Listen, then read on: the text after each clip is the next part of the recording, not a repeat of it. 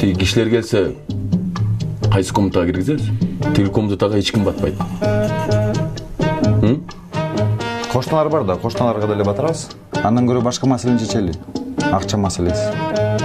Менин сунушум 500дөн чыгарабыз. Саламатсызбы эже. Бошко чейин бир билет.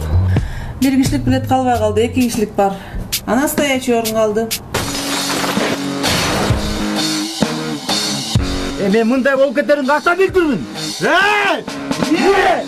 А мне нравится твой хорватский акцент. Я вообще-то Югослав. Ал ошондой. Көрдүңбү Жамиля? Стоило только о них подумать хорошо. Я опять за свое. Булар эч качан оңолбойт. Эй,